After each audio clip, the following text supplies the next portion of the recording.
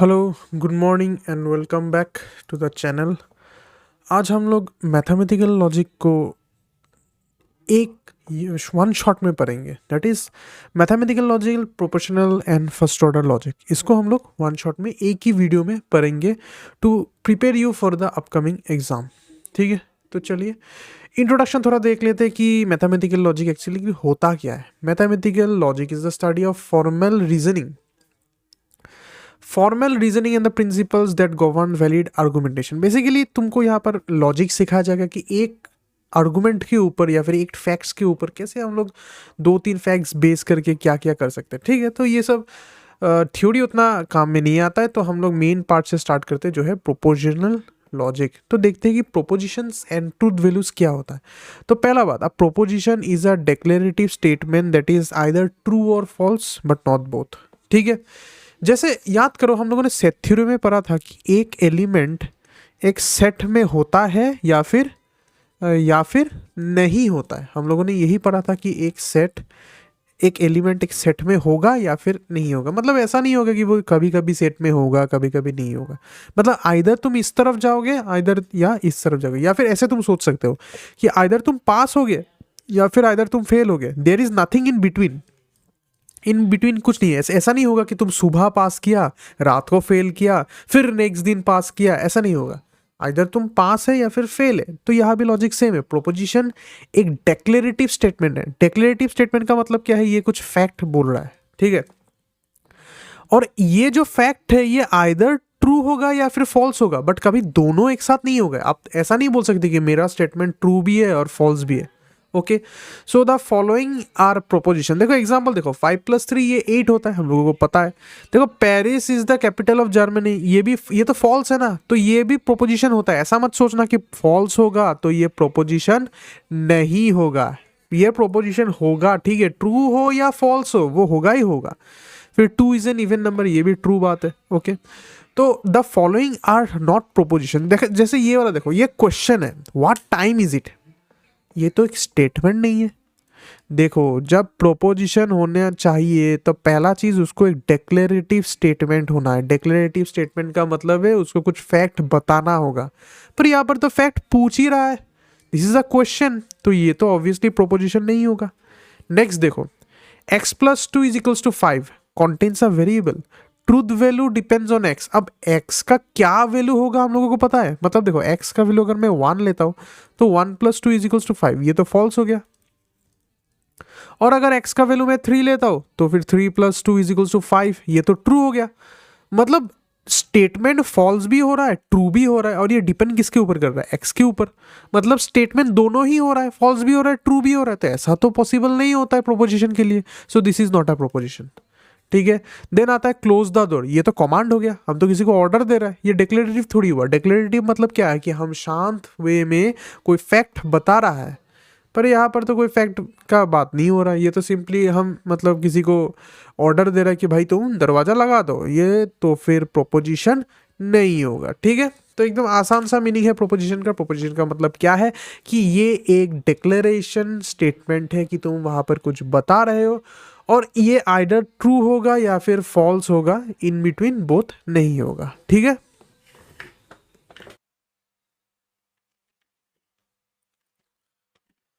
तो नेक्स्ट देखते हैं। नेक्स्ट क्या है, एक नोट है कि proposition must have definite truth value, variables और questions can not be proposition. ये तो ऑलरेडी हम लोगों ने समझ लिया कि ये क्या होता है।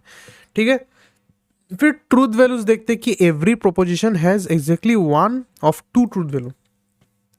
देखो दो ही ट्रूथ वैल्यू होता है, एक होता है आइदर ट्रू या फिर फॉल्स। ट्रू होगा तो 1, फॉल्स होगा तो 0। ट्रू मतलब प्रोपोजिशन करेक्ट है, फॉल्स मतलब प्रोपोजिशन इनकरेक्ट है। एकदम बेसिक सा लॉजिक है, उतना कुछ यहाँ पर है नहीं। ठीक है, आगे बढ़ते हैं। अब आते हैं लॉजिकल कनेक्टिविटीज। लॉजिकल कनेक्टिविटीज का मतलब क्या है कि ये सब ऑपरेटर्स है। जैसे हम लोगों ने मैथमेटिक्स में प्लस माइनस मल्टीप्लाई डिवाइड को पढ़ा है, तो यहाँ पर भी लॉजिकल कनेक्टिविटी क्या होता है? लॉजिकल कनेक्टिविटी होता है कि ऐसा ऑपरेटर जो मतलब प्रोपोजिशन को कॉम्बाइन या फिर मॉडिफाई करता है टू फॉर्म कंपाउंड प्रोपोजिशन। जैसे ये तो नंबर्स है ना, तो इसको हम लोग ऐसे भी लिख सकते हैं ना, तो ये क्या होगा? कंपाउंड नंबर बोल सकते हो। मतलब एक ऑपरेटर यूज करके हम लोगों ने दो नंबर के ऊपर कुछ ना कुछ किया है, ऐसे बोल सकते हो। सिमिलरली दो प्रोपोजिशन को तुम लोग लॉजिकल ऑपरेटर लगा के कुछ ना कुछ कर सकते हो, ठीक है। तो वहां से हम लोगों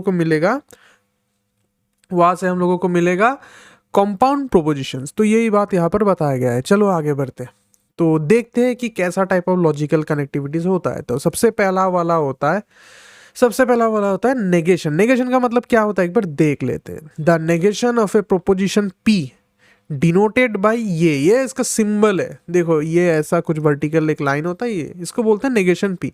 रेड एस नॉट पी, तुम इसको पढ़ोगे कैसे, नॉट पी बोल के। This is true when P is false and false when P is true. Simple सी बात है कि अगर पी ट्रू हो गया तो नेगेशन पी हो जाएगा फॉल्स, उल्टा बेसिकली ये, इसको तुम उल्टा बोल के समझ लो।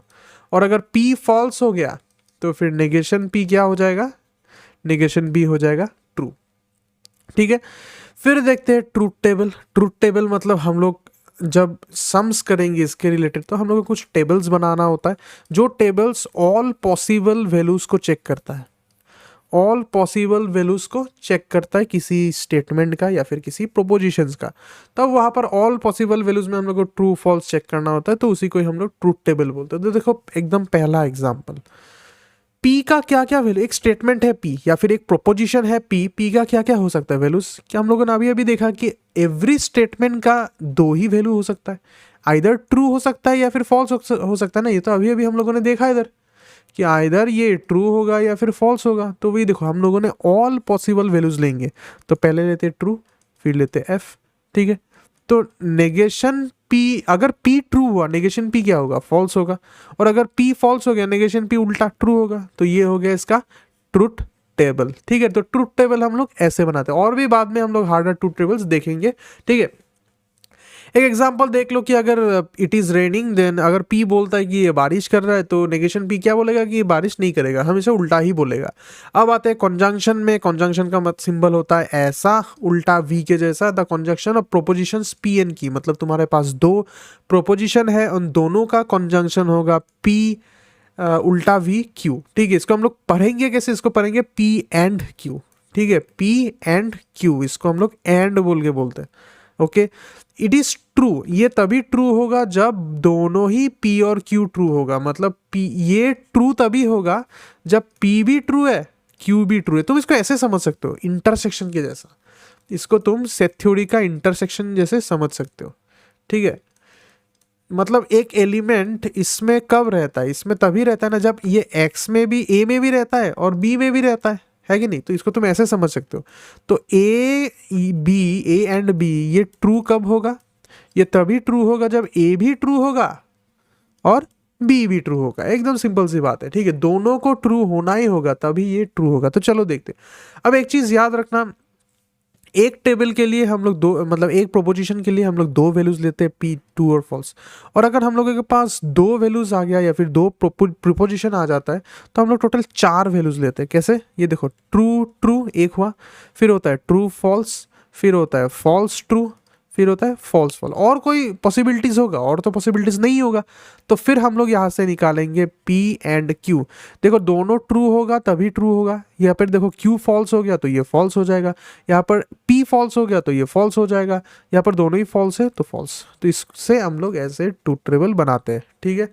तो इसका एग्जाम्पल देख लो कि 5 ग्रेटर देन 3 और 2 इज इवन, दोनों ही ट्रू है। दोनों ही ट्रू है तो हम लोग लिखेंगे कि 5 greater than 3 and 2 is even is true. Simple सी बात है। आगे बढ़ते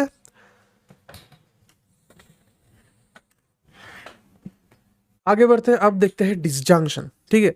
डिसजंक्शन ये बेसिकली सिंबल ऐसा वी होता है, इसको हम लोग यूनियन बोल के समझ सकते हैं। जैसे कॉन्जंक्शन को हम लोगों ने इंटरसेक्शन बोल के समझा था, इसको हम लोग यूनियन बोल के समझ सकते हैं, ठीक है। तो disjunction of proposition P and Q, इसको हम लोग लिखते हैं ऐसे पी वी क्यू, और इसको हम लोग पढ़ेंगे पी और क्यू। ये तभी ट्रू होगा जब दोनों में से कोई एक ट्रू होने से भी हो जाएगा। जैसे यूनियन था, देखो यूनियन में क्या था लॉजिक, अगर एक्स ए यूनियन बी में होता है तो एक्स अगर इसमें भी होने से भी चलेगा और इसमें भी होने से चलेगा, मतलब कोई एक में होने से भी चलेगा ना। तो बात सेम है। ये ट्रू तभी होगा जब इन दोनों में से कोई भी ट्रू हो जाए, दोनों में से कोई भी ट्रू हो जाए। अगर दोनों में से कोई भी ट्रू हो गया तभी ये ट्रू होगा। अगर दोनों ही फॉल्स हो गया तब ये फॉल्स होता है। तो चलो देखते। तो ये देखो पहले बाकी पहला दो कॉलम देखो बिल्कुल सेम है, true true, true false, false true, false false, ठीक है। ट्रूथ टेबल हम लोग ऐसे बनाते हैं, ट्रू ट्रू मतलब ऑल पॉसिबल लेते हैं, मतलब तुम्हारे पास दो सेंटेंस है, तुम दोनों को कैसा पॉसिबिलिटी बना सकते हैं, ऐसा पॉसिबिलिटी हो सकता है पहला वाला दोनों ट्रू है फिर दोनों फॉल्स, ऐसे बना सकते हो ना, एक ट्रू एक फॉल्स, पहला वाला फॉल्स दूसरा ट्रू, और होगा क्या, और तो नहीं होगा। तो वही ऐसे हम लोगों ने पहला वाला दो कॉलम तुम्हारा हमेशा सेम होता है। अब देखो यहाँ पर हम लोगों ने क्या करेंगे, अब हम लोग यहाँ पर यूनियन को बनाएंगे, तो पहला में क्या हुआ, दोनों ही ट्रू है तो ऑब्वियसली ट्रू होगा। फिर दूसरा वाला में देखो एक तो ट्रू है ना, एक ट्रू होने से भी ये ट्रू होगा, तीसरा वाला में भी एक ट्रू है तो ट्रू होगा, चौथा वाला में देखो कि दोनों ही फॉल्स है तभी ये फॉल्स होता है। Okay clear. तो लेट एग्जांपल देखो, let P it is sunny and Q it is warm, दोनों ही ट्रू है तो इट इज सनी और इट इज वार्म, तो एक ट्रू होने से भी हो जाएगा, ठीक है। दिस इज इंक्लूसिव और meaning both can be true simultaneously, मतलब दोनों ट्रू होने से भी चलेगा, वो तो अभी अभी हम लोगों ने इधर देखा है। आगे बढ़ते, अब आते हैं बहुत एक इंपॉर्टेंट वाला में, इसको बोलते हैं हम लोग इम्प्लीकेशन और कॉन्डिशनल। बेसिकली ऐसा एरो मार्क होता है, इसको समझ लो, ठीक है। The implication P arrow mark Q, इसको पढ़ेंगे कैसे, इसको पढ़ेंगे इफ पी देन क्यू, ठीक है, इसको पढ़ेंगे इफ पी देन क्यू। तो ये फॉल्स तभी होगा जब क्यू ट्रू है, सॉरी पी ट्रू है क्यू फॉल्स है, मतलब पहला वाला ट्रू है दूसरा वाला फॉल्स है, तभी ये पूरा पी ये क्यू फॉल्स होगा, और एल्स ये हमेशा ट्रू होता है, ठीक है। क्या बोला मैंने अभी अभी यही बोला कि अगर P ट्रू हुआ Q फॉल्स हुआ तभी ये फॉल्स होता है, और else it is always true. तो देखो पहला, फिर से पहला दो कॉलम बिल्कुल same, true true true false false true false false, देखो ट्रू ट्रू ट्रू हो गया, ट्रू फॉल्स फॉल्स हो गया, क्योंकि देखो पहला वाला ट्रू है और दूसरा वाला फॉल्स है, और बाकी सब सिचुएशन में ये ट्रू है, ठीक है। तो यही है इसका लोचा। अब देखते हैं थोड़ा सा क्या होता है यहाँ पर, अगर ऐसा P if P then Q दिया गया है तो याद रखना P को हम लोग, मतलब आगे वाले को हम लोग क्या बोलते हैं, आगे वाले को हम लोग हाइपोथेसिस और एंटीसीडेंट बोलते हैं, और पीछे वाले को हम लोग कंक्लूजन बोलते हैं या फिर कॉन्सिक्वेंट बोलते हैं, ठीक है।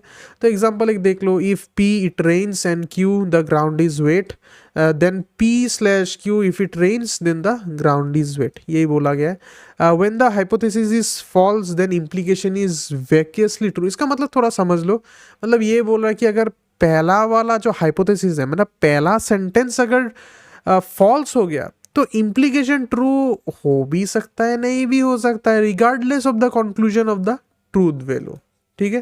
तो तुम इसको ऐसे समझ सकते हो, पर अगर पहला वाला ट्रू हो गया और दूसरा वाला फॉल्स हो गया तो पूरा बात ही फॉल्स हो जाता है। इसका यही मुद्दा बात है, तुमको यही याद रखना होगा। नेक्स्ट आता है बाई कंडीशनल। बाई कंडीशनल एकदम सिंपल है, अगर दोनों सेम हुआ तो ट्रू है, ठीक है, दोनों सेम हुआ तो ट्रू है, डिफरेंट हुआ तो फॉल्स है, बस। ट्रू हुआ तो सेम, डिफरेंट हुआ तो फॉल्स। तो ये देखो true true true, true false false, true false true false, false false true, बस एकदम सिंपल। तो एग्जांपल है, तुम खुद से समझ सकते हो। आगे बढ़ते, अब आते हैं लॉजिकल इक्विवेलेंस में। लॉजिकल इक्विवेलेंस क्या होता है? Two compound propositions are logically equivalent if they have the same truth value of all possible value assigned to their propositional values. आसान भाषा में समझते कि हमारे पास फॉर एग्जांपल दो कंपाउंड प्रोपोजिशन, एक है P1 और एक है P2, दोनों का अगर हम लोग ट्रूथ टेबल बनाते हैं, और यहाँ पर जो वैल्यूज आएगा, दोनों वैल्यूज अगर सेम होता है तो हम लोग बोलेंगे कि ये P1 और P2 जो है ये सब लॉजिकली इक्विवेलेंट है, और उसका सिंबल होता है 3 हॉराइजेंटल लाइंस, ठीक है।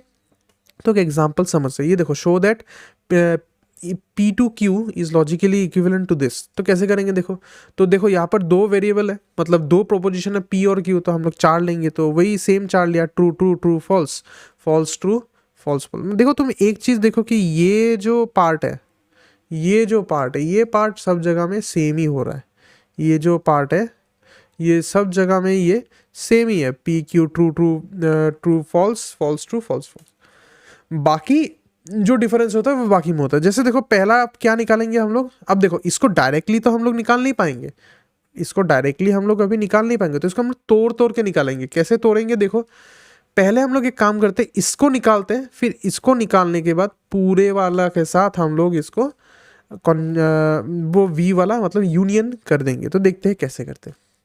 तो देखो पहले हम लोग नेगेशन ऑफ पी को निकालते हैं। तो पी अगर ट्रू है तो नेगेशन क्या होगा, फॉल्स। पी ट्रू है तो फॉल्स, उल्टा पी अगर फॉल्स है तो नेगेशन पी ट्रू हो गया, पी अगर फॉल्स है तो नेगेशन पी फिर से ट्रू हो गया।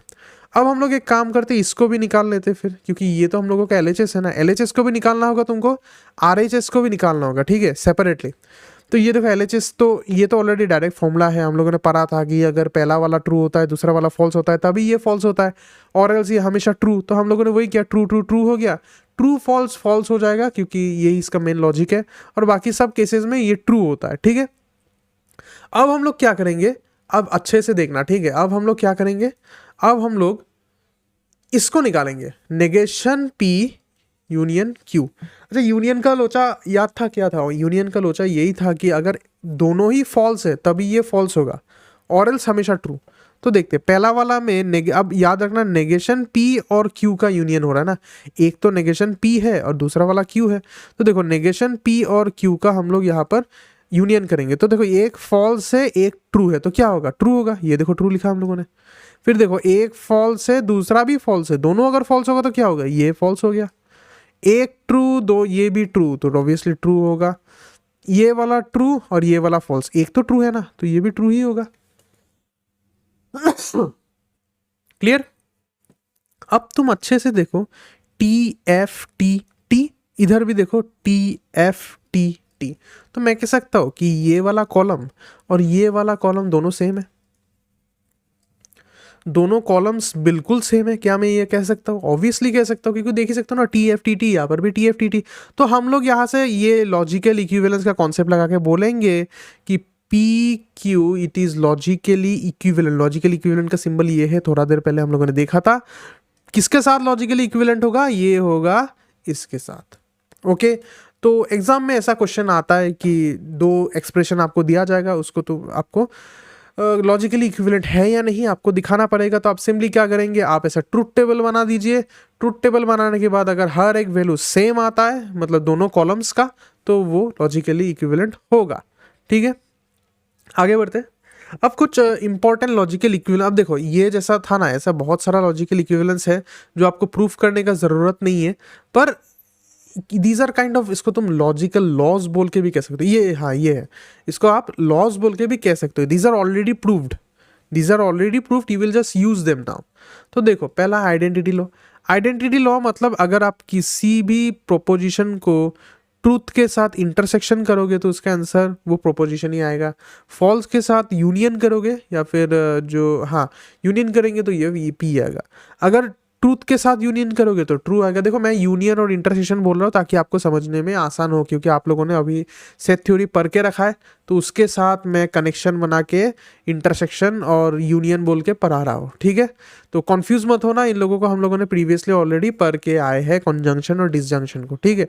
तो अब देखो, अब अगर यहाँ पर देखो P इंटरसेक्शन F हो रहा है तो ये F हो रहा है, तो ये सब लॉज है, इसको डोमिनेशन लॉज बोलता है, बट लॉज को याद करना वो आपका बात है। सम्स में ये सब यूज होता है, ठीक है। फिर देखो अगर खुद के साथ यूनियन करोगे तो वो खुद आएगा, खुद के साथ इंटरसेक्शन करोगे भी तो वो खुद ही आएगा। फिर नेगेशन का नेगेशन कर दो, उसको ओरिजिनल निकल जाएगा, इसको आइडेंटिपोटेंट बोलता है, इसको डबल नेगेशन लॉ बोलता है। फिर कम्यूटेटिव लॉ क्या होता है, सेम ही है, अगर P और Q यूनियन करते हो तो Q और P यूनियन करते हो तो आंसर सेम ही आता है। दोनों का इंटरसेक्शन करो, घुमा के इंटरसेक्शन करो, बात एक ही होता है। फिर एसोसिएटिव लॉ तो सबको पता ही है क्या होता है। अब देखो डिस्ट्रीब्यूटिव लॉ, ये इंपॉर्टेंट है, इसका यूसेज बहुत जोर होता है, ठीक है। ये इंपॉर्टेंट है कि अगर आप Q इंटरसेक्शन R के साथ P यूनियन कर रहे हो तो इसको आप ऐसे तोड़ सकते हो, पहले P यूनियन Q, ये देखो, फिर इंटरसेक्शन सिंबल मिडिल में आ जाएगा, फिर P यूनियन R होगा, ये देखो P यूनियन R आ गया। तो सेम इधर भी सिंबल सिर्फ उल्टा हो रहा है, ठीक है। जैसे हम लोगों ने सेट थ्योरी में पढ़ा था ना, A intersection B union C, तो ये क्या हो जाता है, A intersection B union A intersection C। तो वही बात है, सेम ही बात है, सिर्फ इंटरसेक्शन के जगह में हम लोग कॉन्जंक्शन ये लगा रहा है और उल्टा भी लगा रहा है, और यूनियन के जगह में हम लोग ये वाला लगा रहा है, बात बिल्कुल सेम है।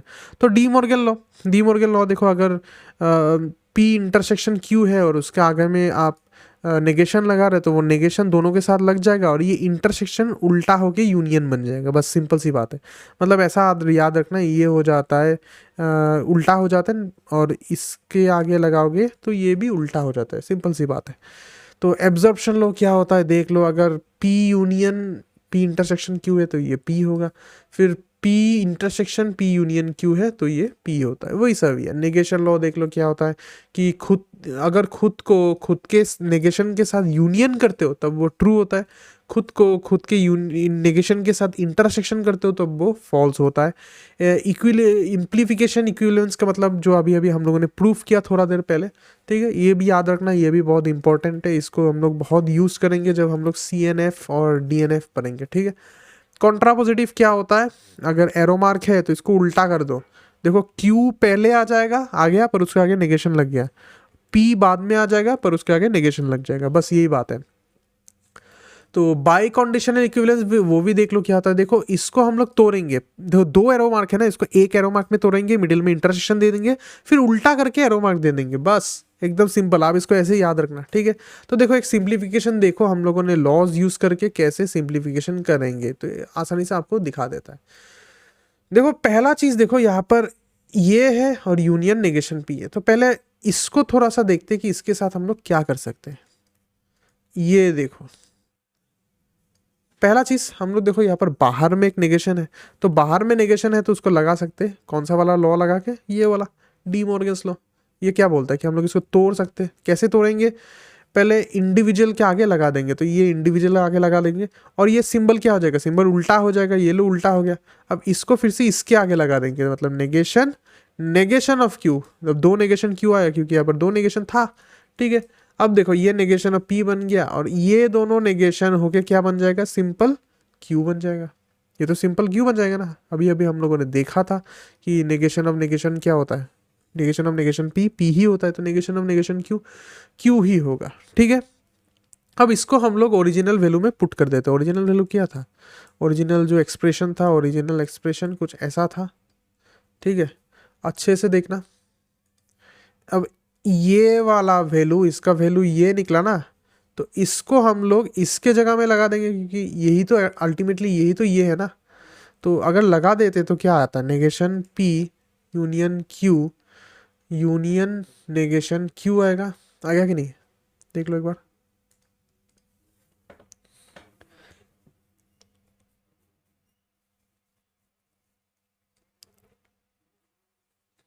ठीक है। अब हम लोग क्या करते हैं, अच्छा सॉरी सॉरी सॉरी एक मिनट, ये शायद पी होगा, हाँ ये पी होगा, इसको ऐसे लगा देते हैं, ठीक है। अब हम लोग क्या करेंगे, अब देखो आप दोनों सिंबल जब सेम होता है ना, दोनों सिंबल सेम है तो आप लगाते हो कॉम्यूटेटिव प्रॉपर्टी, मतलब इसको और इसको मैं रोटेट कर सकता हूँ, तो रोटेट कर देते। रोटेट कर देने से कुछ ऐसा आएगा ना, ऐसा आएगा, रोटेट कर दिया, इसको मैंने आगे ले आया, इसको मैंने पीछे ले आया, ठीक है। तो ऐसा कुछ होगा। अब देखो ये सेम चीज खुद के साथ ही यूनियन हो रहा है तो हट जाएगा एक, अभी अभी हम लोगों ने इस लॉ को पढ़ा था, तो यूनियन की होगा, ठीक है। तो आपको यहाँ पर एवरी लॉज जो जो आपने यूज किया है हर एक स्टेप में आपको लिखना होगा।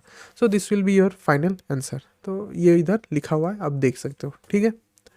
आगे बढ़ते हैं।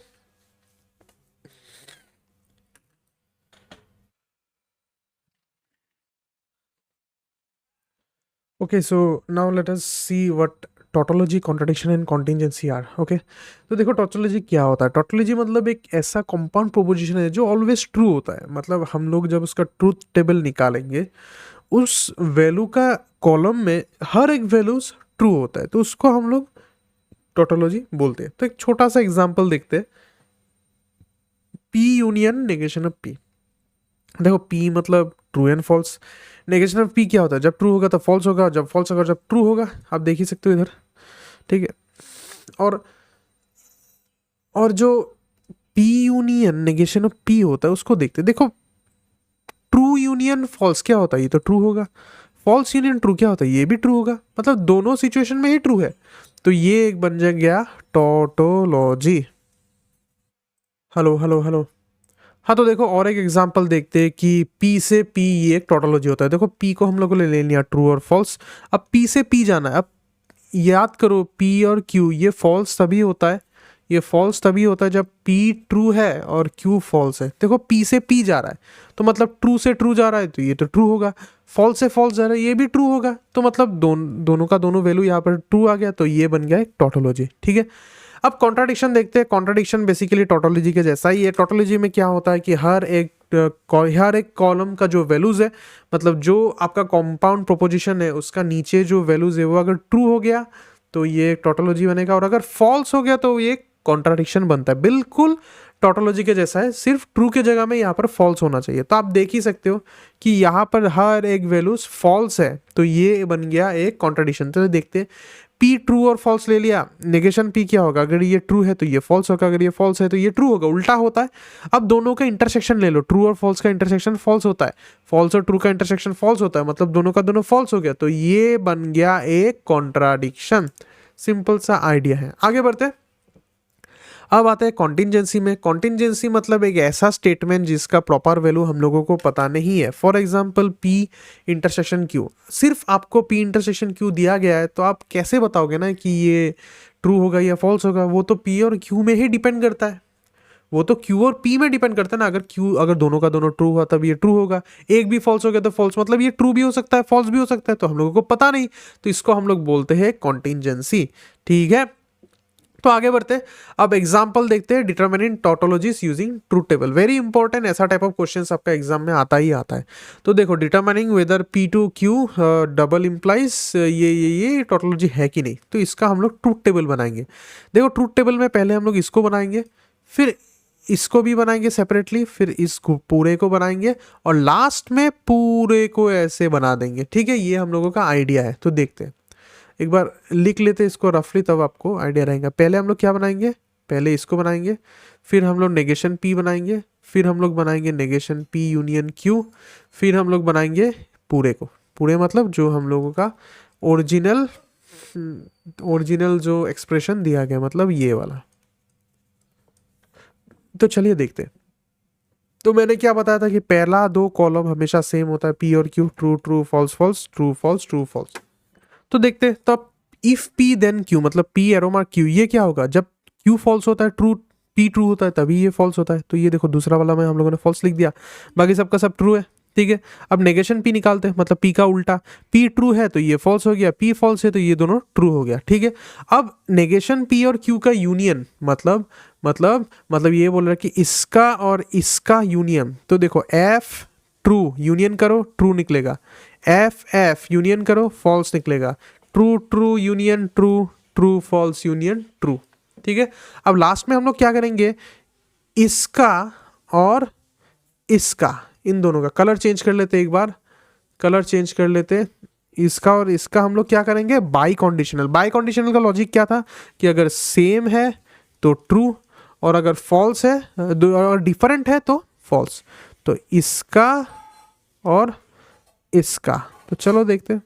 ये देखो ट्रू ट्रू दोनों सेम है तो ट्रू हो गया, फॉल्स फॉल्स दोनों सेम है तो ट्रू हो गया, ट्रू ट्रू दोनों सेम है तो ट्रू हो गया, ट्रू ट्रू दोनों सेम है तो सेम हो गया। और आप लास्ट में देख ही सकते हो कि हर एक वैल्यूज क्या हो गया, all values are what, all values are true. And clearly अगर सब वैल्यूज ट्रू हो गया तो इसका मतलब क्या कि ये जो एक्सप्रेशन ये बन गया tautology.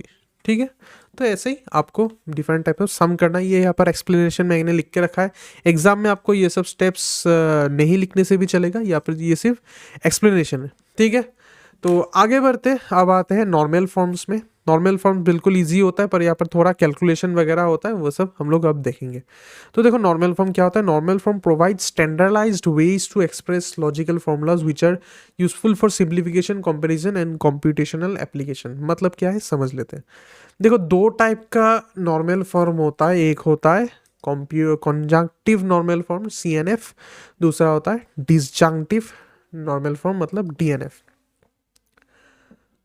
A formula is in conjunctive normal form CNF, मतलब एक फॉर्मूला CNF होगा if it is a conjunction and और वन और मोर क्लॉजेस। मतलब डेफिनेशन छोड़ो, मैं तुमको समझाता हूँ कि यहाँ पर हो क्या रहा है। देखो इसका मैं लॉजिक समझाता हूँ कि एक्चुअली कॉन्जंक्टिव नॉर्मल फॉर्म होता क्या है। देखो अगर आपके पास फॉर एग्जांपल कुछ कुछ कंपाउंड प्रोपोजिशन है P1 P2 P3, ये कॉन्जंक्टिव मतलब CNF में तभी होगा जब इनके आपस में ऐसा कॉन्जंक्शन सिंबल होगा। सिंपल सी बात है। अब ये P1 कुछ भी हो सकता है, P1 बहुत बड़ा भी हो सकता है, पर अगर P1 P2 P3 ऐसा कॉन्जंक्शन के अंदर में है तब ये हो जाएगा एक CNF। तो वही यहाँ पर जनरल फॉर्म देखो कि ये एक आपका कंपाउंड प्रोपोजिशन है, इसके अंदर में यूनियन हो, इंटरसेक्शन हो, नेगेशन हो, कुछ भी हो, हम लोगों को फर्क नहीं पड़ता है। तो ये देखो और एक है कि नहीं। तो ऐसा बहुत सारा है, पर ये सब कनेक्टेड है बाय इंटरसेक्शन। आप इसको ऐसे समझो कि ये सब ब्लॉक्स है, the blocks are being connected by intersection, ठीक है। और अंदर वाला में जो है इसको हम लोग लिटरल बोलते हैं, ये सब डेफिनेशन छोड़ो। तो ये देखो एक एग्जांपल है, देखो यहाँ पर एक ब्लॉक है, यहाँ पर देखो दूसरा ब्लॉक है। ब्लॉक के अंदर में कुछ भी हो सकता है। ब्लॉक के अंदर में मेनली जब हम लोग CNF करते हैं, ब्लॉक के अंदर में जनरली डिसजंक्शन रहता है। याद रखना, CNF अगर करेंगे तो ब्लॉक के अंदर में रहता है डिसजंक्शन, पर बाहर रहेगा कॉन्जंक्शन। जो नाम है वो बाहर रहेगा, ठीक है। तो ये एक CNF हो गया। सिमिलरली डिसजंक्शन इसका उल्टा होता है। देखो डिसजंक्शन में क्या होगा, ब्लॉक के अंदर में कॉन्जंक्शन रहेगा और बाहर में रहेगा डिसजंक्शन, बस। तो इसको कन्वर्जन कैसे करते हैं, क्या नहीं करते, वो अभी हम लोग एक एग्जांपल के थ्रू में देखेंगे। देखो आपको पूछा गया है कि converting steps to convert to CNF, ठीक है।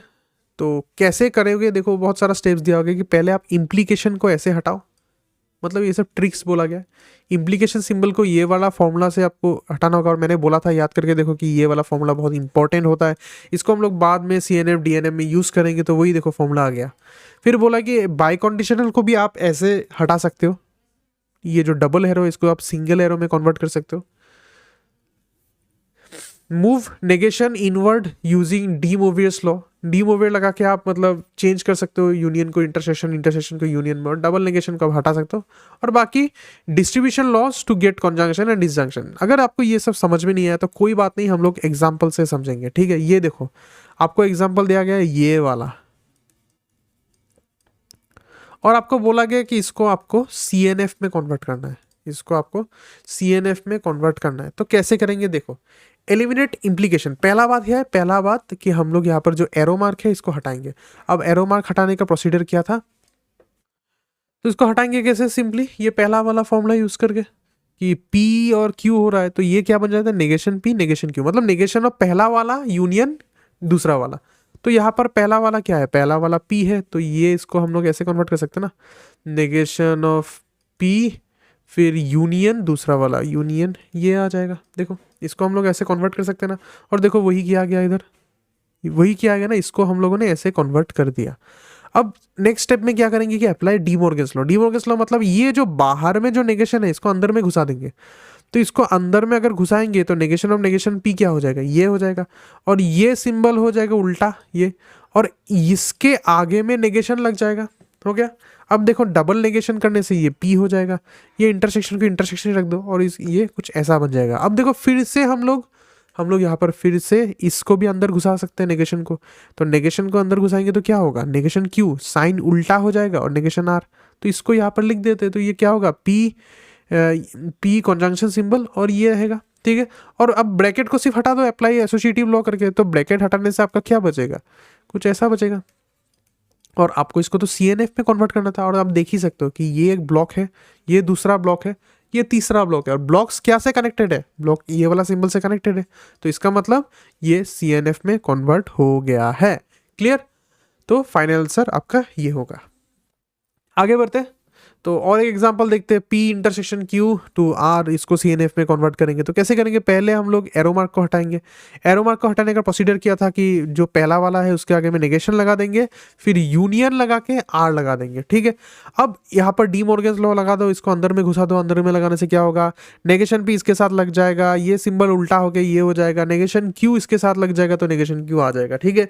अब ये वाला वैल्यू आप इसके जगह में लग दो तो ये कुछ ऐसा बन जाएगा, ठीक है। आपको इसको CNF में कन्वर्ट करना है, पर आप देखो यहाँ पर ओके, यहाँ पर थोड़ा सा गड़बड़ी है, ये एक्चुअली CNF के लिए नहीं, ये DNF होगा, ठीक है, ये DNF होगा, CNF नहीं होगा, थोड़ा सा प्रिंटिंग मिस्टेक यहाँ पर हो गया, ये DNF होगा, ठीक है। और आप देख ही सकते हो कि यहाँ पर यूनियंस आ गए। यूनियन मतलब क्या है? यूनियन मतलब तो डिसजंक्शन। तो आप क्लियरली देख सकते हो कि 3 ब्लॉक्स है, तीनों ब्लॉक को हम लोग कौन सा सिंबल से कर रहे हैं? ये वाला सिंबल। तो ये वाला सिंबल मतलब क्या है? ये हो गया DNF, ठीक है। तो फाइनल आंसर क्या होगा? ये DNF में ऐसा होगा, ठीक है। तो ये था CNF और DNF का लोचा। अब आगे बढ़ते, अब आते हम लोग arguments and rules of inference. ये थोड़ा सा एडवांस होता है, पर ये तो आपका कोर्स में है तो आपको ये समझना होगा। उतना हार्ड नहीं है, सिंपल सिंपल बातें हैं, पर आपको अच्छे से समझना होगा, ठीक है। देखो, तो यहाँ पर कुछ डेफिनेशंस दिया गया है कि an argument is a sequence of proposition. Argument क्या होता है? कुछ प्रोपोजिशंस का सीक्वेंस होता है, मतलब 2-3 प्रोपोजिशन एक साथ, एक के बाद एक, फिर आता है all but the final proposition are called premises. पूरा लास्ट वाला प्रोपोजिशन को छोड़ के बाकी जितना सारा प्रोपोजिशन है उसको हम लोग प्रेमिसेस बोलते हैं। The final proposition is called a conclusion, ठीक है। मतलब लास्ट वाला प्रोपोजिशन को कंक्लूजन बोलेंगे, उसको छोड़ के बाकी सबको हम लोग प्रेमिसेस बोलेंगे। An argument is valid if whenever all the premises are true the conclusion must also be true. Simple सी बात है ना। आप ऐसे सोचो ना, लड़ाई कर रहे हो, आप किसी के साथ आर्गुमेंट कर रहे हो, तो आर्गुमेंट में क्या होता है? आप कुछ कुछ बातें देते हो ना, फिर वो सब बातें के ऊपर आप बेस करके आप बताते हो कि आपका जो एंडिंग स्टेटमेंट है वो ट्रू होना है। तो बात सेम ही है। यहाँ पर भी हम लोग वही करेंगे, कुछ कुछ बातें बोलेंगे, उस बातें को हम लोग बोलते हैं प्रेमिसेस, और लास्ट जो आपका मेन बात है उसको सच बताना है तो उसको हम लोग बोलते हैं कंक्लूजन, ठीक है। तो यही है इसका मेन आइडिया। अब कुछ कुछ रूल्स होता है इसके लिए, उस रूल्स को हम लोग बोलते हैं रूल्स ऑफ इन्फरेंस। उसको आप देखना होगा। देखो कैसे करते हैं। तो ये देखो, पहला रूल है P, P2Q, और अगर ये होता है तो देयरफॉर Q। आपको पहला बार इसको देख के कुछ भी समझ में नहीं आएगा, हम आपको समझाते हैं कि यहाँ पर एक्चुअली हो क्या रहा है। देखो, यहाँ पर ये बोल रहा है कि P, Q है ना, तो ये दोनों बन गया, ये और ये बन गया आपका प्रेमिस, ठीक है। तो आपको यही बोल रहा है कि अगर P ट्रू होता है और ये P2Q ये भी ट्रू होता है, ठीक है, ये भी ट्रू होता है, तो आपको गारंटीड Q ट्रू होगा। सिंपल सी बात है। अगर P2Q P ट्रू होता है, P2Q ट्रू है, तो Q को ट्रू होना ही पड़ेगा। मतलब ऐसा बात ना कि फॉर एग्जांपल कोई लड़का स्कूल में जाता है 8 बजे से 9 बजे तक, ठीक है, और उसका टीचर उसका पेरेंट्स को फ़ोन करके बताता है कि आपका बेटा हम लोगों का स्कूल में है। तो इसका मतलब वो जो बंदा है, जो स्टूडेंट है, वो तो स्कूल में ही होगा ना। तो दिस इज़ 100% ट्रू। तो वैसा ही बात हो रहा है कि अगर 2 कंडीशन सेटिस्फाई होता है कि P ट्रू है, P2Q भी ट्रू है, तो Q को ट्रू होना ही होगा। इसको हम लोग बोलते हैं मोडस पोनेंस रूल्स है, ठीक है। सेकंड रूल देखो कि नेगेशन ऑफ Q और P2Q, नेगेशन ऑफ Q और P2Q, इसका मतलब नेगेशन ऑफ P। मतलब अगर Q फॉल्स है, देखो याद रखना, नेगेशन ऑफ Q अगर ट्रू हुआ, इसका मतलब क्या है? इसका मतलब है कि Q फॉल्स है। तो बात एक ही है। आप नेगेशन Q को ट्रू बोलो या फिर Q को फॉल्स बोलो, बात बिल्कुल सेम है। तो अगर if Q is false and P2Q is true, then P must be false. मतलब अगर Q फॉल्स हुआ, P2Q ट्रू हो गया, देन P को भी फॉल्स होना ही होगा। यही ये बात कह रहा है, ठीक है। तो आगे बढ़ते हैं, इसको बोलते हैं हम लोग मोडस टॉलेंस। नेक्स्ट आते हैं हाइपोथेटिकल सिलोगिज्म। देखो, अगर P Q में जा रहा है, Q R में जा रहा है, तो P को R में जाना ही होगा। इसका ऐसा मतलब है कि अगर P2Q ट्रू है, Q2R भी ट्रू है, तो फिर P2R भी ट्रू ही होगा। यही बता रहा है। नेक्स्ट वाला देखो,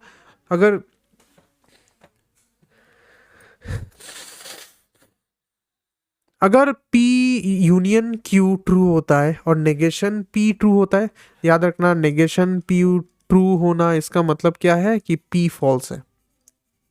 फिर से बताता है कि अगर P यूनियन Q ट्रू होता है और अगर P फॉल्स है, सिंपल सी बात है, तो Q को तो ट्रू होना ही होगा ना, क्योंकि यूनियन का लॉजिक क्या था? यूनियन का लॉजिक यही था कि एक को ट्रू होना है। तो हम लोगों ने ऑलरेडी बता दिया कि P फॉल्स है, तो Q को तो ट्रू होना ही होगा। तो वही देखो, देयरफॉर Q का मतलब क्या है? इसका मतलब सिंपल ही है कि Q इज ट्रू, बस, और कुछ नहीं। देयरफॉर Q देख के मतलब डर मत जाना कि ये सब क्या है। तो इसको बोलते हैं डिसजंक्टिव सिलोगिज्म। फिर है एडिशन। एडिशन मतलब क्या है कि अगर P ट्रू है तो यूनियन भी ट्रू होगा। अरे भाई सिंपल सी बात है ना, एक स्टेटमेंट अगर ट्रू हो गया उसके साथ अब 1000 स्टेटमेंट गलत हो सच हो जो मर्जी अब यूनियन कर दो, वो तो ट्रू ही होगा ना।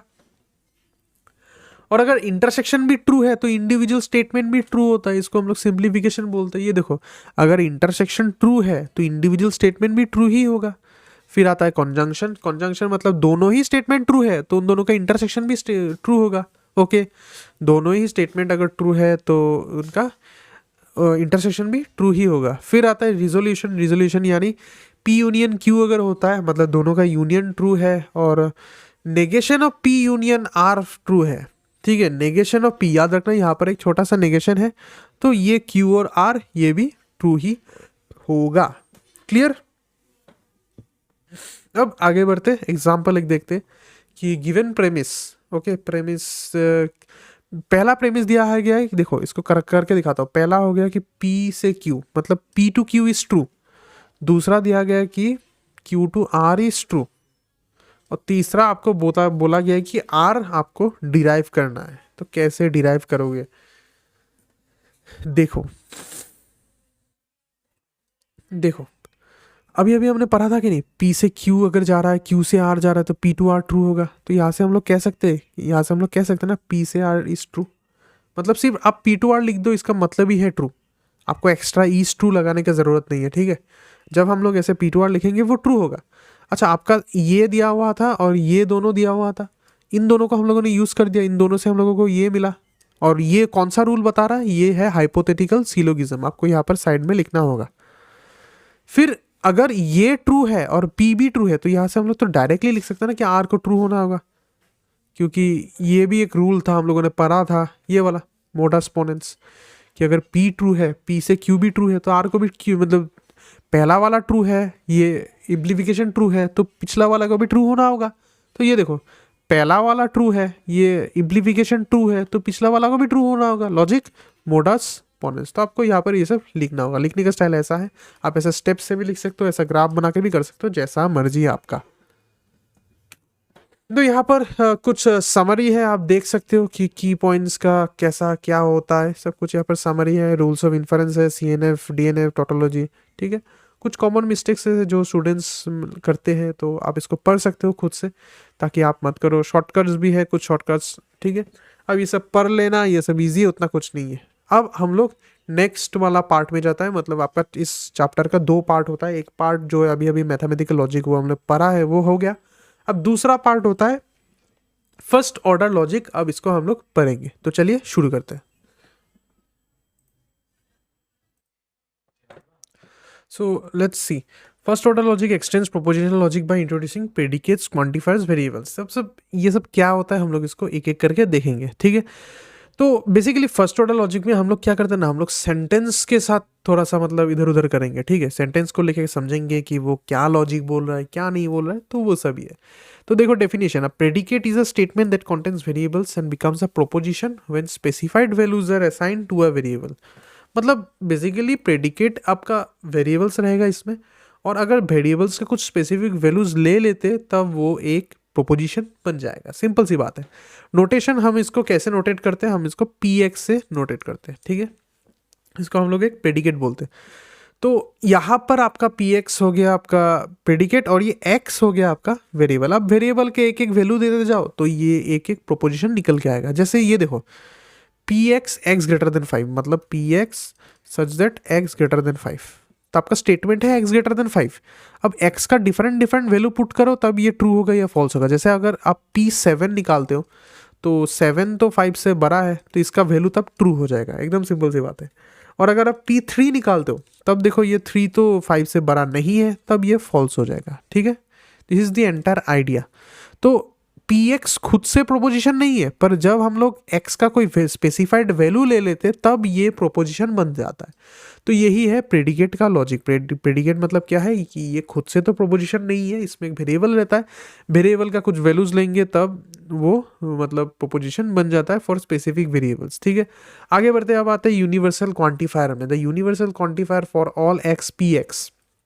ठीक है, फॉर ऑल X PX, इसको पढ़ेंगे ऐसे, for all X PX। Symbol, इस सिंबल का मतलब है फॉर ऑल। ठीक है, for all x P x का मतलब क्या है कि पी एक्स ट्रू होगा अगर जितना सारा एक्स का पॉसिबल वैल्यूज है। क्या बोला कि यहाँ पर यही बोला गया कि पी एक्स ट्रू होगा अगर मतलब अगर नहीं, मतलब P x true for all the values of x in the, मतलब जितना सारा एक्स का वैल्यूज है सबके लिए पी एक्स को ट्रू होना है।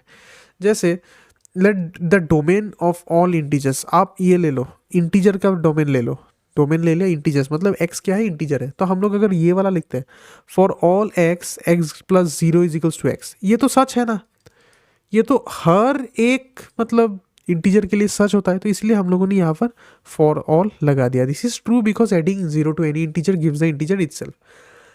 तो बात यही है कि फॉर ऑल का मतलब यही है कि जो स्टेटमेंट या फिर जो प्रेडिकेट वहाँ पर दिया गया है वो हर एक एलिमेंट सेटिस्फाई करेगा, तभी हम लोग वो फॉर ऑल सिंबल लगाएंगे। ठीक है, और एक एग्जांपल देखो, let the domain be the real numbers, तो x square greater than equal to zero, ये भी हर एक रियल नंबर सेटिस्फाई करता है, तो इसीलिए हम लोगों ने यहाँ पर फॉर ऑल लगा दिया। ठीक है, अगर कोई ऐसा प्रेडिकेट जो हर एक एलिमेंट उसको सेटिस्फाई करता है तो उसको आगे हम लोग फॉर ऑल एक्स लगा देते हैं। ठीक है, अब याद रखना for all x P x is false if there exist even one counter example in the domain. याद रखना अगर एक भी ऐसा एग्जाम्पल निकल जाए जिसके वजह से आपका प्रेडिकेट मतलब ट्रू नहीं हो, तो वो पूरा फॉर ऑल जो है वो फॉल्स बन जाएगा। मतलब ऐसे सोचो, क्लास का जितना सारा स्टूडेंट है सबको पास होना होगा, अगर एक भी फेल हो गया तो पूरा क्लास फेल।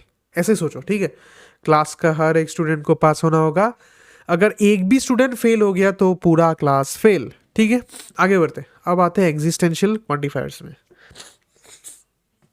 तो एग्जिस्टेंशियल क्वांटिफायर्स क्या होता है कि इसको हम लोग उल्टा ई से लिखते हैं, सेम ही चीज़ है, जैसे हम लोगों ने उसको ऐसे लिखा था ना, फॉर ऑल को ऐसे लिखा था फॉर ऑल पी एक्स, ये होता है there exist x P x. इसका मतलब है कि ये जो पी एक्स है इसके लिए कोई ना कोई एक्स रहेगा जो इसको सेटिस्फाई करेगा। मतलब ऐसे सोचो कि क्लास में कोई ना कोई तो पास होगा ना, तो ऐसे बोलेंगे कि there exist x where someone is passing, तो इसको हम लोग ऐसे बोलेंगे कि कोई ना कोई एक्स है या फिर कोई ना कोई एलिमेंट है क्लास में जो पास कर रहा है।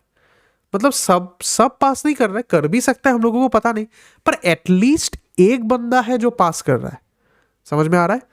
अगर हम लोग there exist x P x को लिखेंगे जहाँ पर पी एक्स का मतलब है क्लास में पास होना, तो इसका मतलब ये है कि एटलीस्ट एक बंदा है जो पास कर रहा है, ऐसा नहीं कि सबका सब फेल हो गया।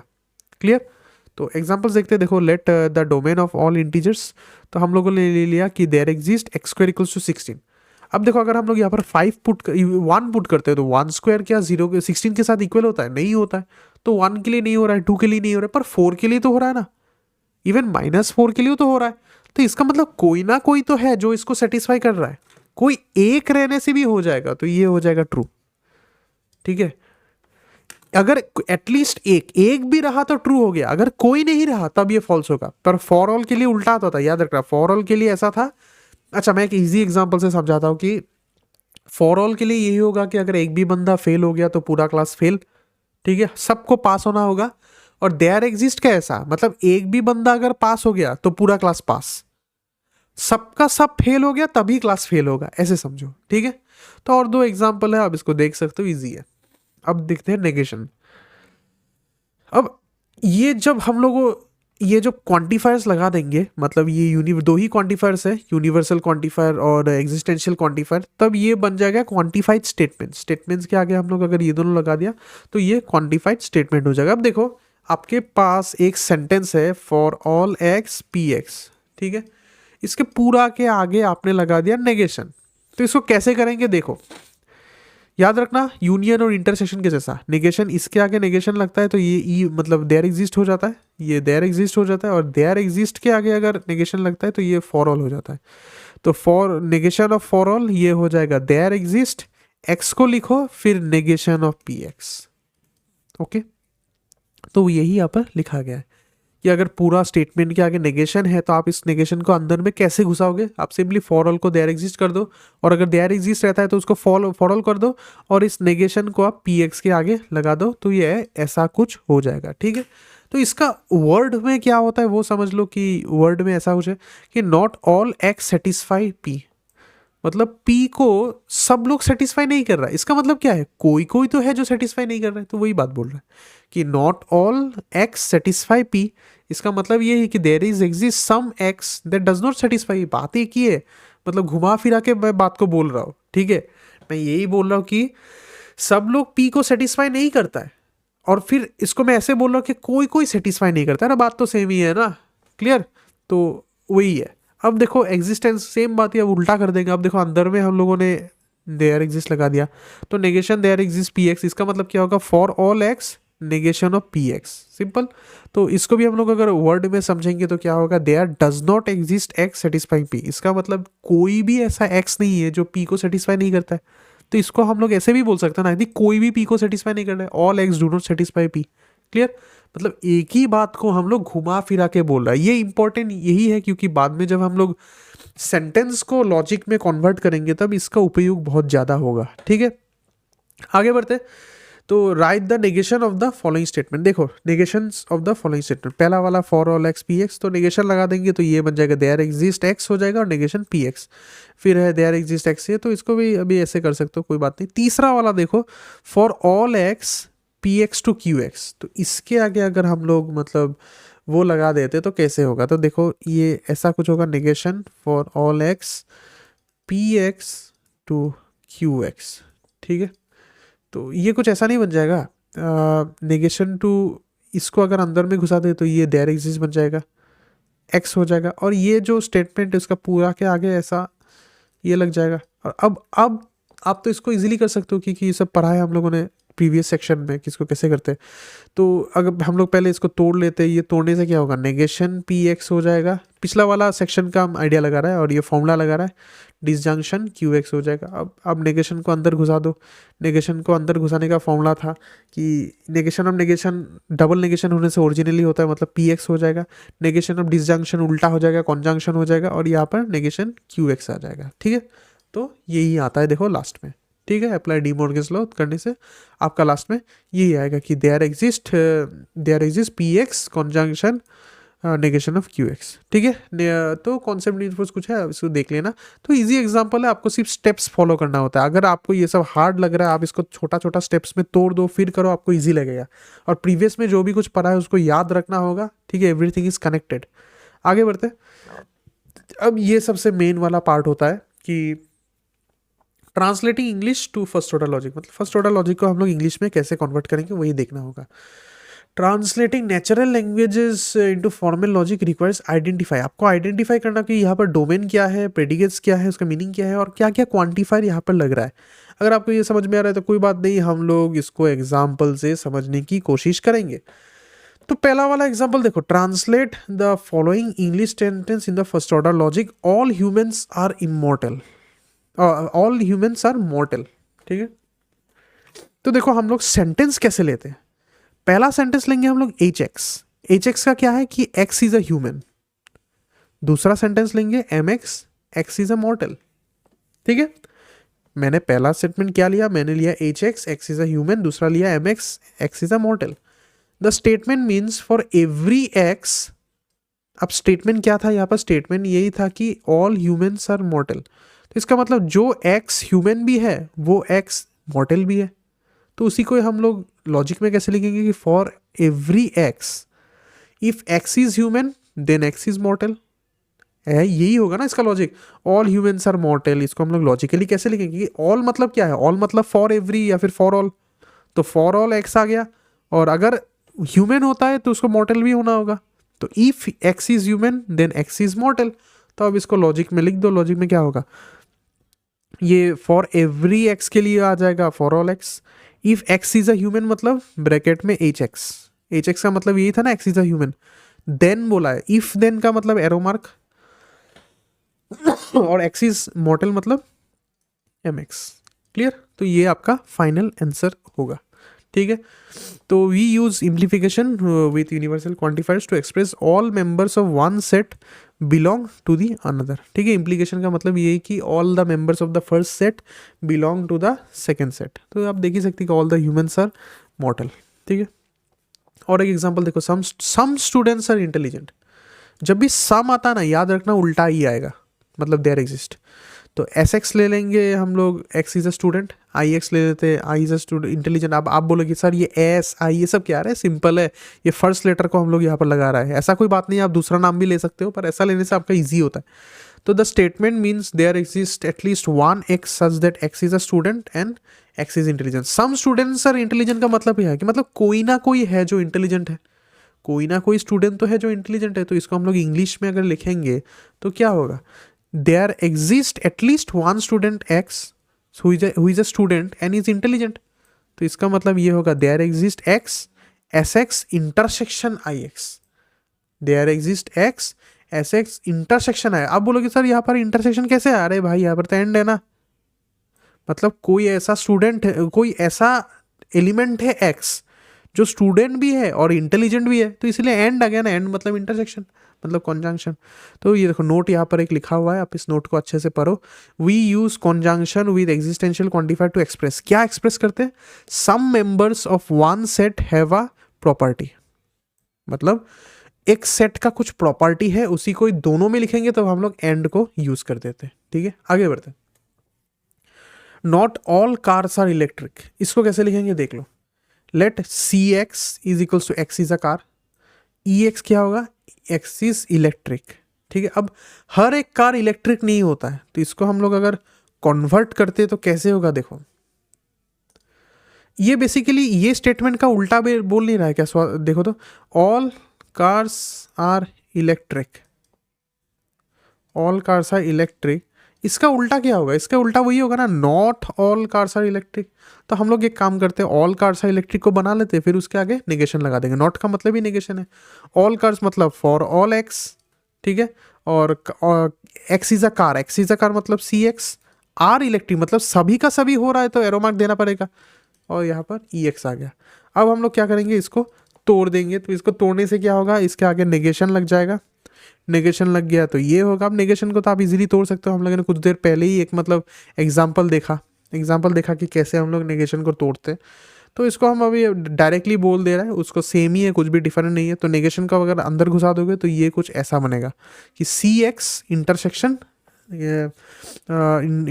नेगेशन ऑफ ई एक्स, और सिंस यहाँ पर फॉर ऑल है, नेगेशन फॉर ऑल के साथ लगेगा तो क्या हो जाएगा, वो बन जाएगा देयर एग्जिस्ट। तो ये देखो there exist C x intersection negation of E x. ये वाला प्रोसीजर मैं डिस्कस नहीं कर रहा हूँ क्योंकि ये ऑलरेडी हम लोगों ने थोड़ा देर पहले ही ऊपर डिस्कस किया है कि कैसे करना होता है। ठीक है, तो आप एक बार वो वाला देख लीजिए।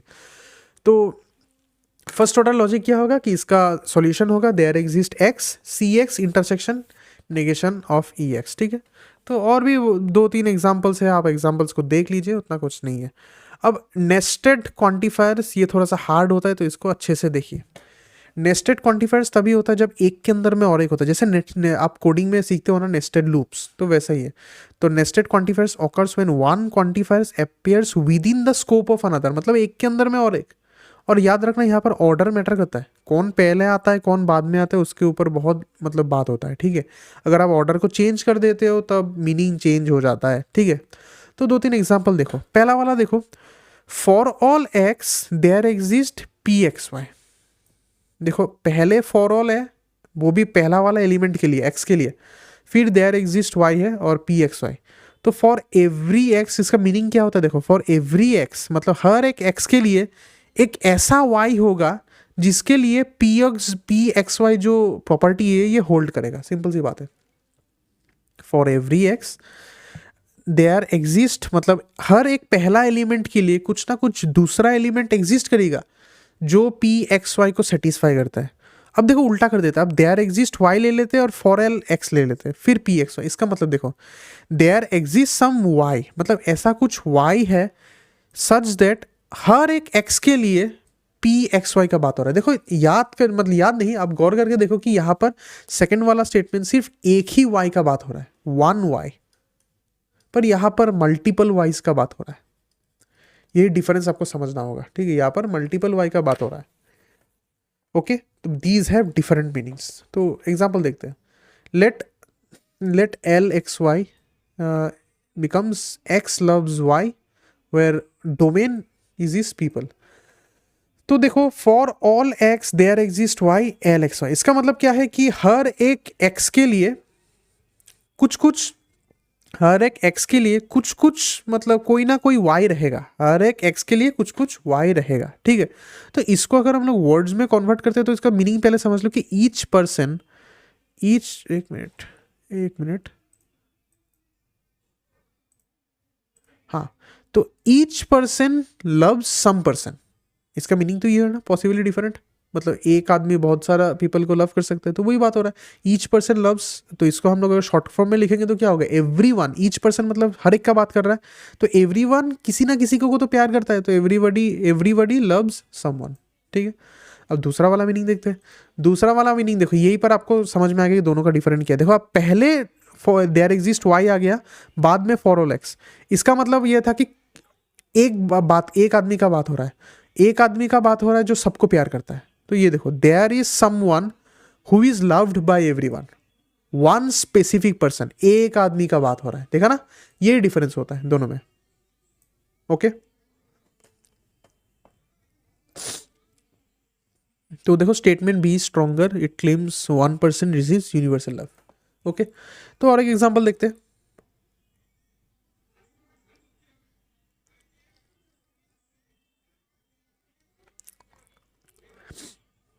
देखो, for every real number, for every real number there exist a large real number, larger real number, for every real number there exist a larger real number. तो हम लोग डोमेन को रियल नंबर ले लेंगे, रियल नंबर्स ले लिया domains को, और एक प्रॉपर्टी बोलेंगे कि जी एक्स वाई, जहाँ पर एक्स ग्रेटर देन वाई होता है, जी एक्स वाई जहाँ पर एक्स ग्रेटर देन वाई होता है। अब देखो, फॉर एवरी आगे है तो ऑब्वियसली फॉर ऑल आगे होगा, तो for all x there exist बाद में है तो देयर एग्जिस्ट वाई हो गया। फिर प्रॉपर्टी क्या था, जी एक्स वाई प्रॉपर्टी था, तो यहाँ पर सिंपली जी एक्स वाई लिख दो, खत्म, क्लियर। तो वही यहाँ पर देखो सॉल्यूशन होगा, सिंपल। आगे बढ़ते हैं। अब कॉम्प्लेक्स स्टेटमेंट्स को हम लोग कैसे लिखेंगे वो भी थोड़ा समझ लेते हैं। तो एग्जांपल क्या है, एग्जांपल को थोड़ा देख लेते हैं कि एग्जांपल ये है कि if someone is a parent then they have a child. अगर कोई पेरेंट है तो उसका चाइल्ड रहेगा। इसको हम लोग लॉजिकली कैसे लिखेंगे देख लो। तो हम लोग ले लेते हैं पी एक्स का ले लेते हैं एक्स इज अ पेरेंट, ठीक है। पी एक्स स्टेटमेंट को ले लेते हैं x is a parent, C y को ले लेते हैं y is a child, okay. और एच एक्स वाई को ले लेते हैं कि एक्स हैज वाई, ओके। देखो तीन पार्ट में इसको तोड़ा गया, ये तोड़ना आपको सीखना होगा कि पी एक्स क्या हो गया, ये x is a parent, C y क्या हो गया, y is a child, and H x y क्या होगा, एक्स हैज वाई। तो देखो लॉजिक को कैसे करेंगे, if someone is a parent then they have a child, okay. मतलब एक्स किसी वाई को हैव, एक्स किसी वाई को हैव कर रहा है, तो इसका मतलब एच एक्स वाई तो होगा।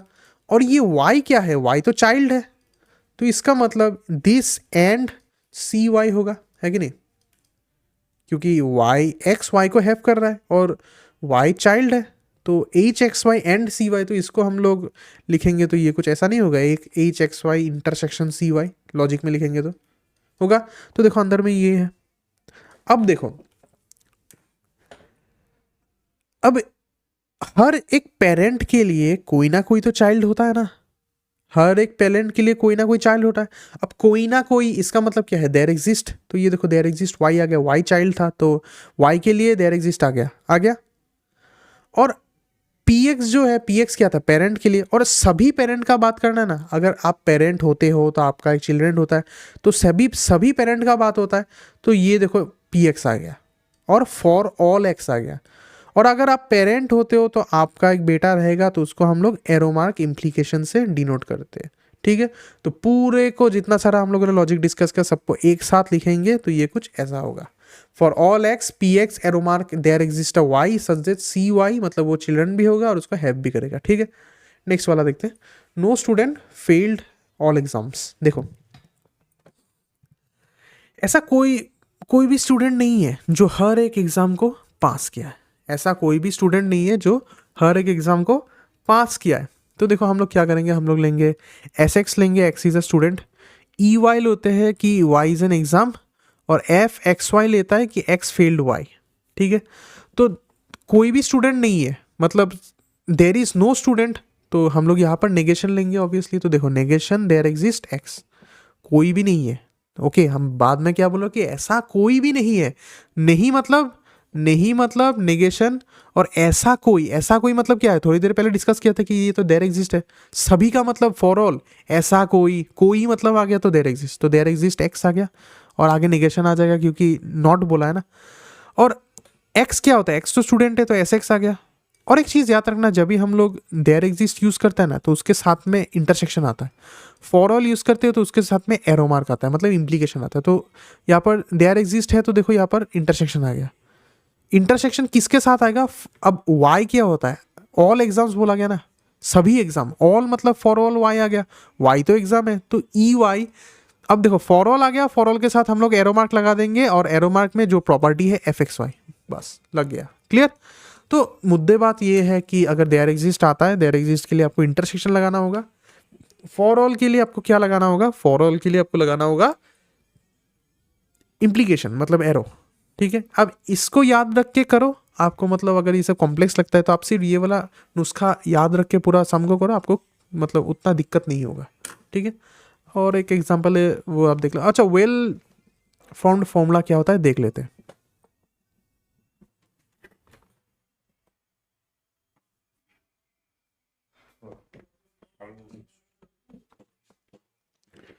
वेल्ड फॉर्मूला क्या होता है वो भी देख लेते हैं, ठीक है। तो a well founded formula WFF is a syntactically correct logical statement according to the rules of, मतलब सिंपल सी बात है कि अगर आपका जो स्टेटमेंट है वो स्टेटमेंट अगर करेक्ट है तो वो WFF है। तो इसका कुछ रूल्स है कि any predicate with appropriate argument is an well, ये है। तो P x Q x y ऐसा मतलब प्रॉपर होना होगा चीज़ को। फिर अगर if A and B are WFFs then ये सब भी WFF होगा, सिंपल सी बात है। अगर if A is a WFF and x is a variable then for all x there exist x, ये सब भी WFFs होगा। Nothing else is a WFF unless it can be constructed using this rules, मतलब ये सब rules को follow करके जो होगा वही WFF होगा, और अगर कुछ भी नहीं हुआ तो वो WFF नहीं होगा। थोड़ा सा एग्जाम्पल देख के करते तब आपको समझ में आएगा। देखो पूछा गया कि which of the following are WFFs। पहला वाला देखो फॉर ऑल एक्स है, P x intersection Q x, everything proper है तो ये WFF हो गया। दूसरा वाला देखो देयर एग्जिस्ट है, पर यहाँ पर एक सिंपल सा एक इंटरसेक्शन सिंबल लग गया जिसका कुछ मीनिंग नहीं है, अरे कॉन्जंक्शन के बाद कुछ ना कुछ सेंटेंस तो आपको लगाना होगा ना, तो ये WFF नहीं होगा क्योंकि ये इनकम्प्लीट हो गया। तीसरा वाला देखो एरो मार्क है, सब ठीक है, क्यू आई के साथ दो दो वेरिएबल है, मतलब ऑपरेटर के दोनों तरफ ही प्रेडिकेट्स है, तो ये भी WFF। अब नेक्स्ट वाला देखो, अब फॉर ऑल के बाद तो एक्स लगना चाहिए ना, फॉर ऑल के बाद तो एक्स लगता है, पर यहाँ पर देखो फॉर ऑल के बाद कॉन्जंक्शन सिंबल लग गया, तो ये कैसे होगा, ये तो होगा नहीं ना, ये तो कभी नहीं होगा, तो ये नॉट एन FF, ठीक है। तो सिंपल सा बात है। अब फ्री एंड बाउंड वेरिएबल्स में आ जाता है, ये सब छोटा छोटा टॉपिक है, कभी कभार ये सब डेफिनेशन पूछ लेता है, उतना इन सब का एप्लीकेशन आता नहीं है तुम लोगों का एग्जाम पे। तो a variable is bound if it appears within the scope of the quantifier and quantifies it. Definition अगर समझ में नहीं आया तो कोई बात नहीं, एग्जाम्पल से समझो। ये देखो for all x P x y, यहाँ पर ये फॉर ऑल किसका बात कर रहा है, फॉर ऑल एक्स का बात कर रहा है ना, तो एक्स हो गया आपका बाउंड। अरे सिंपल, जिसका बात करेगा वो बाउंड, वाई का कुछ बात हो रहा है, वाई का कुछ बात नहीं हो रहा है तो वो फ्री हो गया, खत्म, सिंपल सी बात है। अगर आपका एक्स का जिसके मतलब जो क्वांटिफायर है, क्वांटिफायर के बाद जो भी वेरिएबल है वो आपका बाउंड, और जो वेरिएबल नहीं है वो फ्री हो गया, सिंपल, ठीक है। तो एग्जाम्पल है, आप खुद से देख सकते हो।